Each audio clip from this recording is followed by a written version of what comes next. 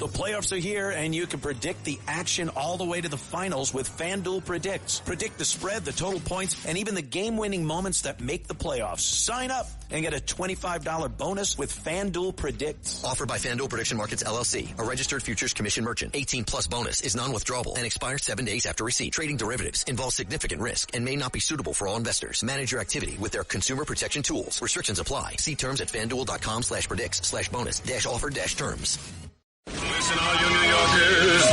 Excuse me. Taxi. Okay, we're looking around. This is the 77 WABC minicast. Yeah, just as I had feared, there's more concern about people's feelings, reputations, careers, post-government earning potential than the safety of the President of the United States. I just heard the acting Attorney General say the most important thing about the other night was law enforcement got it right. Law enforcement got it right. That's the most important thing, right? How can you say that when they got it wrong, when they failed miserably? I am sorry.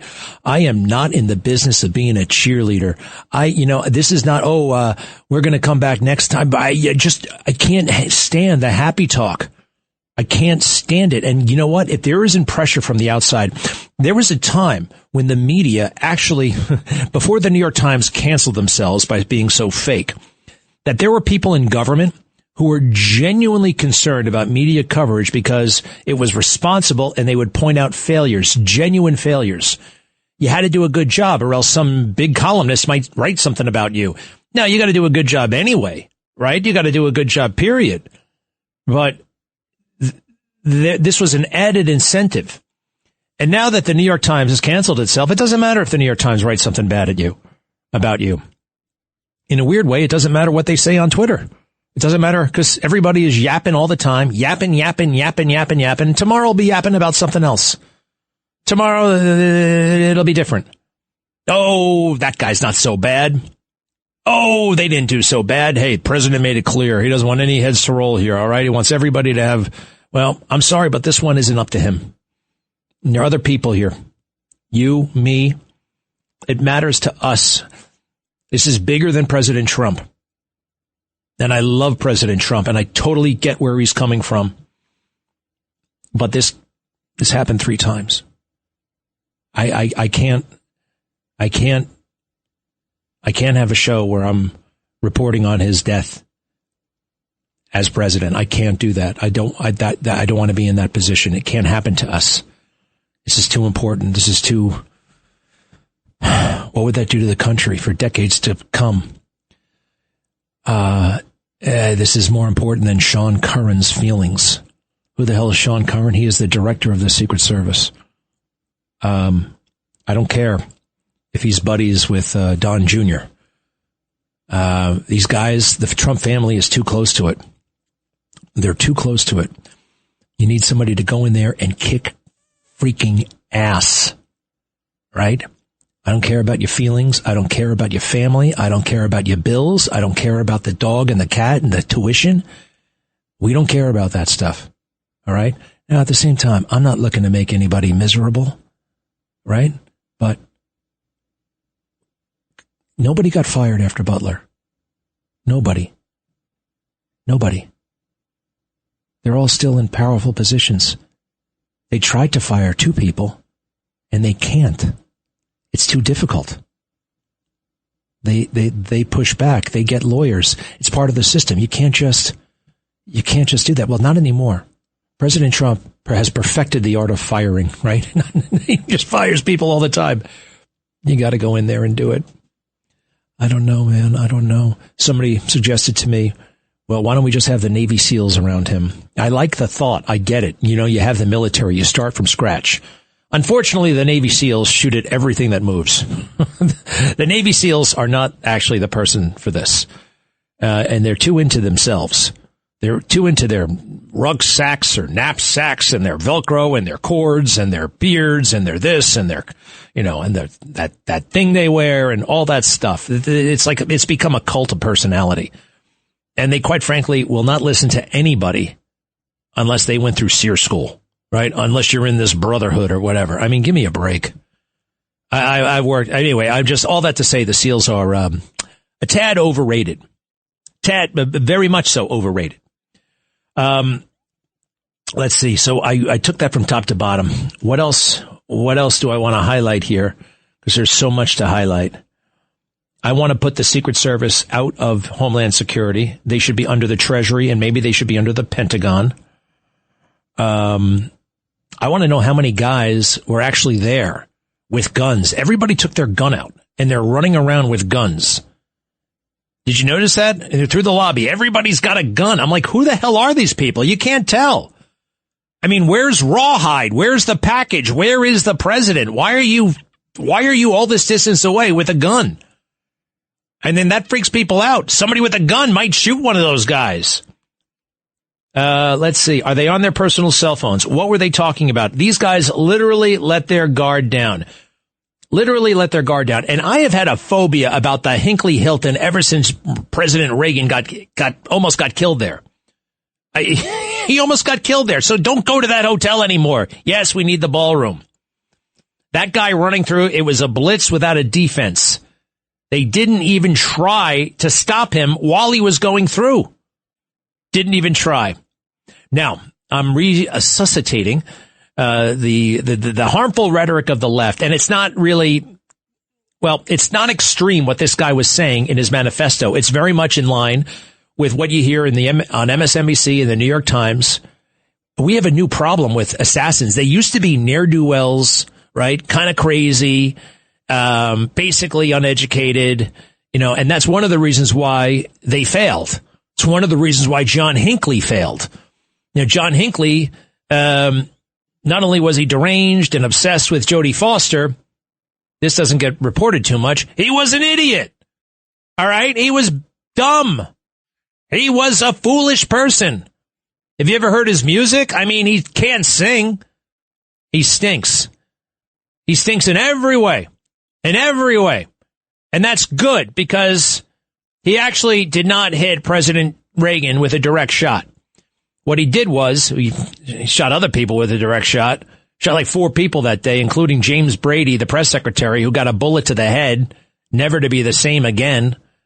He shot the Secret Service agent McCarthy, and then there was a local cop I think he shot.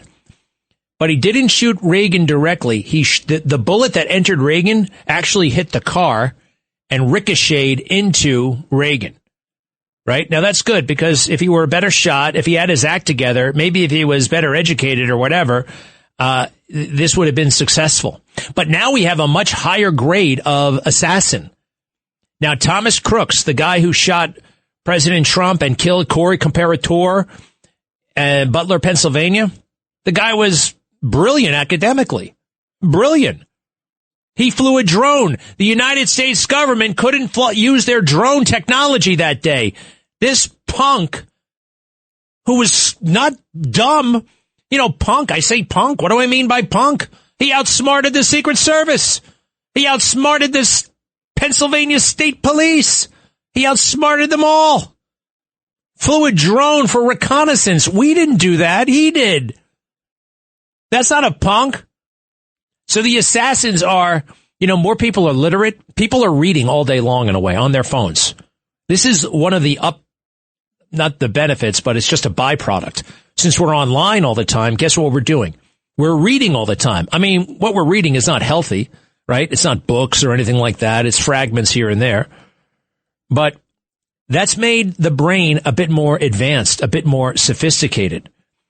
So it's a higher grade of assassin. Lee Harvey Oswald was successful, although let's face it, he had a lot of help. A lot of things about that story we don't know, we don't understand.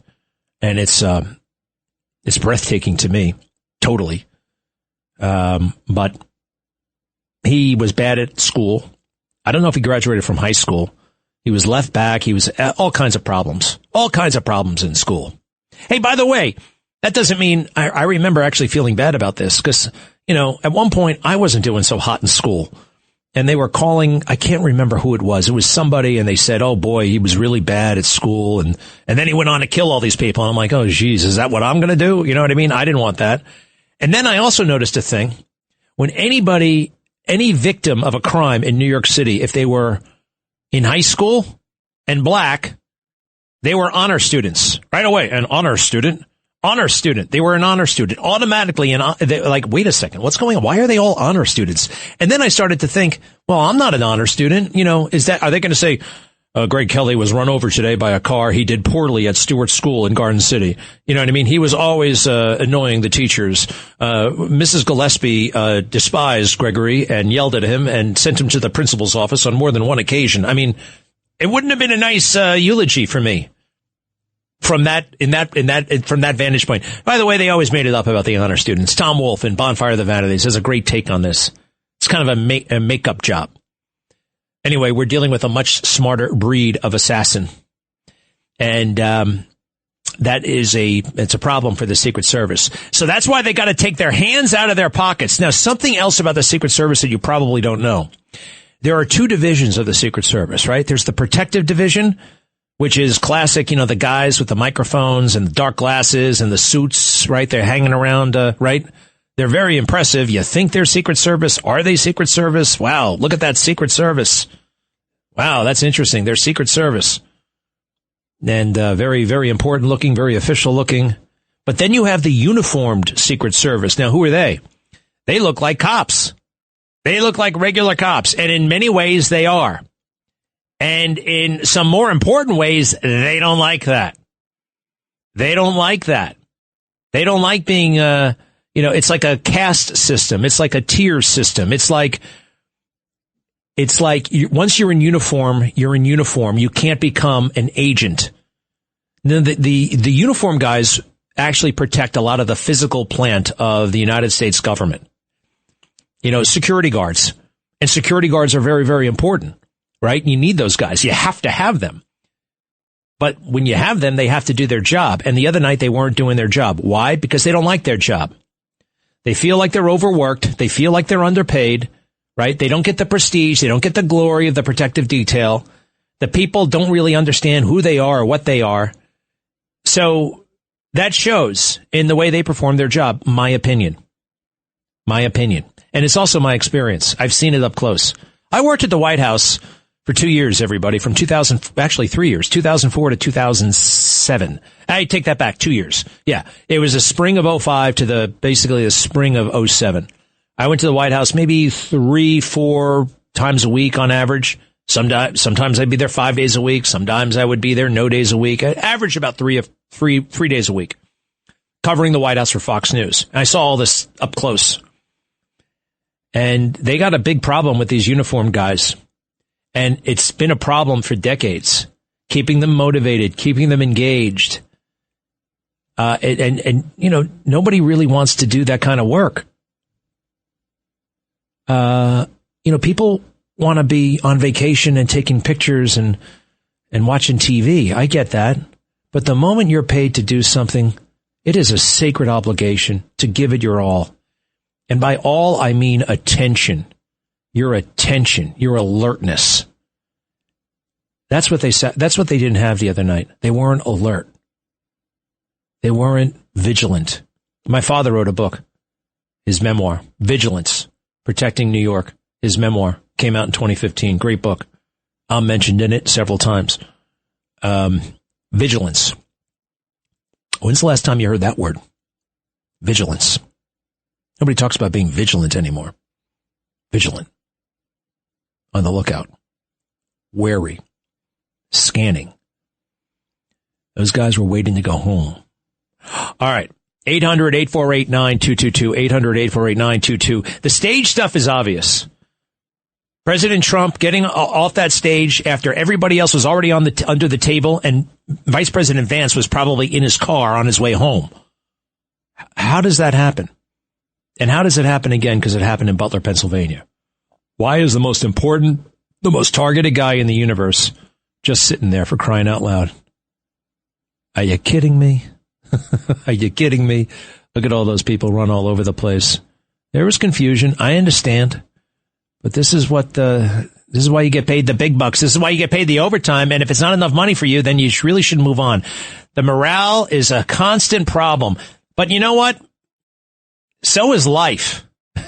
Just get over it, man. Get over it. These phones, our lackadaisical approach to everything is killing us. And it almost got the president murdered the other night. Be right back.